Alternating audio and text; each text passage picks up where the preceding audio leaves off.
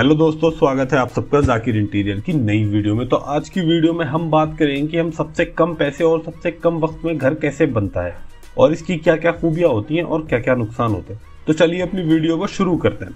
अगर मैं आपसे कहूं कि एक ऐसा ऑप्शन है जिसकी मदद से आप घर सिर्फ और सिर्फ 2 दिन में बनवा सकते हो, तो आप ये कहोगे कि ये किस तरह से पॉसिबल है। और इससे एक स्टेप आगे जाकर अगर मैं आपसे कहूँ कि 10 मंजिल इमारत सिर्फ एक दिन में बनाई जा सकती है, तो आपको इन बातों पर विश्वास नहीं होगा।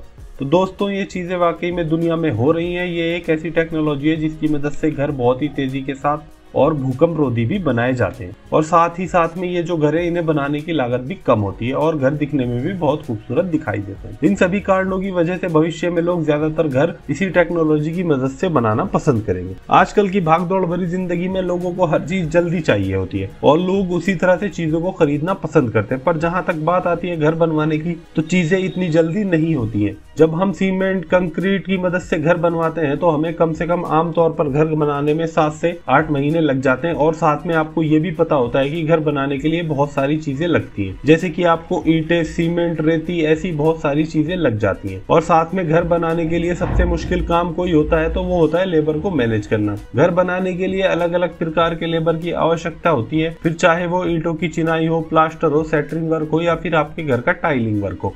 इस तरह की अलग अलग लेबर की आपको आवश्यकता होती है घर बनवाने के लिए। तो इन सभी चीजों में आपको बहुत सारी दिक्कतें होती हैं, साथ में बहुत सारा समय भी लग जाता है। पर जिस टेक्नोलॉजी के बारे में मैंने वीडियो की शुरुआत में बात की थी, उसकी वजह से आप घर जो है वो बहुत ही कम समय के अंदर बना सकते हो। 2 से लेकर 4 दिनों में आप अपना घर डायरेक्टली बनवा सकते हो और उसके अंदर रहने के लिए जा सकते हो। तो दोस्तों, जिस टेक्नोलॉजी की हम बात कर रहे हैं उसका नाम है prefabrication construction technology.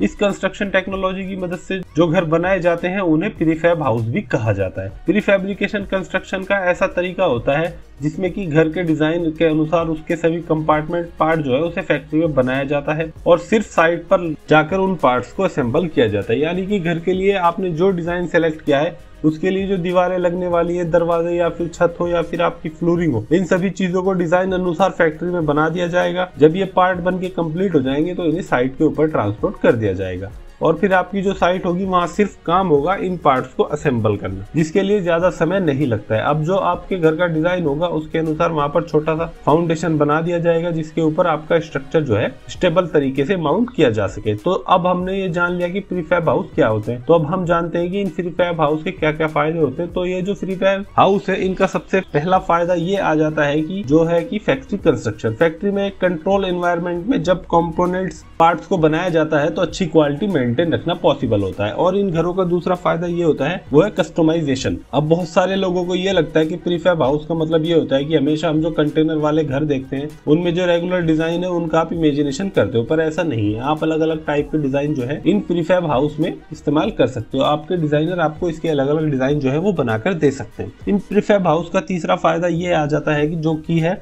Speed of construction. जैसे कि मैंने आपको वीडियो की शुरुआत में कहा है कि इस कंस्ट्रक्शन टेक्नोलॉजी की मदद से आप बहुत ही तेजी के साथ और बहुत ही जल्दी घर को कंप्लीट कर सकते हो। अगर बाकी चीजों के साथ इसकी तुलना करते हैं तो इसका स्पीड कंप्लीट होने का बहुत ही ज्यादा हो जाता है। ये एक बहुत ही बड़ा प्लस पॉइंट हो जाता है इस कंस्ट्रक्शन टेक्नोलॉजी का। अगर हम सबसे इंपॉर्टेंट पॉइंट की बात करते हैं जो कि है कॉस्ट, ये जो घर बनते हैं ये बहुत ही कॉस्ट इफेक्टिव होते हैं। जैसे कि मैंने आपसे कहा है कि बड़ी बड़ी फैक्ट्री में इन्हें बड़े स्केल पर बनाया जाता है, इसी वजह से जो पैनल बनाने का कॉस्ट होता है वो कम हो जाता है। और दूसरी चीज, इसे बनाने के लिए बहुत ज्यादा लेबर की आवश्यकता नहीं होती है, इसी वजह से सिर्फ साइट पर जाकर असेंबल करना पड़ता है, जिस वजह से लेबर का भी बहुत सारा कॉस्ट बच जाता है। और सबसे आखिर में इसको जो बनाने का स्पीड है उसकी वजह से भी आपके बहुत सारे पैसे जो हैं वो बच सकते हैं।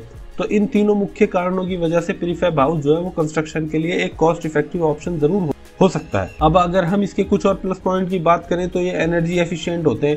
साथ में ये जो घर है ये अर्थक्वेक प्रूफ होते हैं, फायर रेसिस्टेंट होते हैं और वेदर रेसिस्टेंट भी होते हैं अगर आप इस तरीके का मटेरियल यूज करते हो तो दोस्तों, हमने सभी अच्छी बातें बता दी। हम इसकी कॉस्ट के बारे में जानते हैं और फिर हम जानेंगे इस टेक्नोलॉजी में क्या क्या लिमिटेशन हो सकते हैं। वैसे तो ये जो कॉस्ट का पॉइंट है डिपेंड करता है कि आप कौन से टाइप का प्रीफैब हाउस बना रहे हो उसके ऊपर। अगर हम पैनलाइज वाले हाउस की बात करते हैं तो उनका कॉस्ट आपको 3 या 4 लाख से लेकर 7 या 8 लाख रुपए तक पड़ सकता है। अब हम बात करते हैं इस टेक्नोलॉजी के लिमिटेशन की। सबसे पहली चीज, इसे जो बनाने वाली कंपनियां हैं वो बहुत ही लिमिटेड है। इस प्रीफैब हाउस का अगला डिसएडवांटेज ये आ जाता है कि ये बहुत ही सालों से इसका उपयोग शुरू किया जा चुका है, पर लोग जो है आज भी हमारे देश में इस टेक्नोलॉजी का इस्तेमाल नहीं करते हैं। जितनी ज्यादा कंपनियां होंगी, जितनी ज्यादा स्केल पर इन घरों को बनाया जाएगा, उतना ही ज्यादा इसका जो कंस्ट्रक्शन कॉस्ट है वो कम हो सकता है। और अगर हम इनकी लाइफ के बारे में बात करते हैं तो 50 से लेकर 60 साल तक आप इनकी लाइफ कंसिडर कर सकते हैं। तो अगर आपका कोई सवाल है तो कमेंट बॉक्स में कमेंट कीजिए। वीडियो अच्छी लगी हो तो लाइक कर दीजिए। मैं मिलता हूं आपसे अपनी अगली वीडियो में, तब तक के लिए जय हिंद, जय भारत।